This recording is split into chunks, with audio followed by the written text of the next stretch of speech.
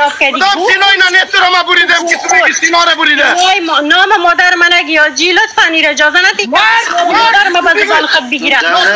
باز چاره شرعی تو نام اینم تو دختره خراب مملکت افغانستان بد کرده گنده مردارخور بویناک مردارخور بویناک گندام هستی کثیف هم هستی شخصیت شواجی جان از بزرگا با خدا قسم است من خداوند قسم خوردم کاکای ما یک شخصیت دارن ما ما بسیار خوش بودیم پاکستان ما ماجر شدیم رفتیم بله در پاکستان هم میرخصیدی دختره در پیش پاکستان ها نمیرخصیدی کاکایت مردگوی تا نمیکرد انسان بی غیرت هست خیر خانم خواهر یک جا که اجازه بده خواهر که باید که جواب از اینا بگوید چی میگه؟ حاجی صاحب بس از دیگه حاجی صاحب یک انسان بی غیرت هست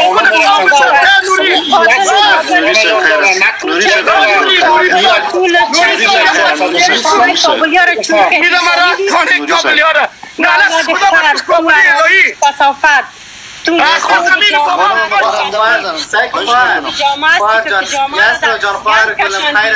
تو مردم با تشویق کردی تو مردکی گند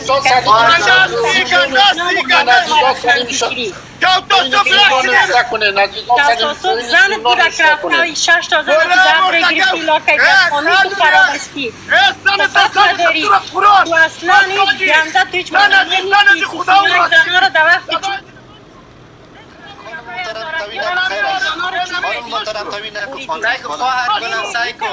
هدف ما اینجا آشتی انداختن نوری صاحب و شاهین صاحب بود خواهر جان اگر خیر از خورک کنم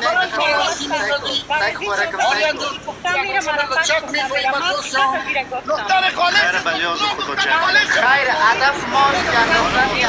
خیر است یک گونه پیوسته یک ایسته برای دوستان باید احترام پای داشته باشیم خیر است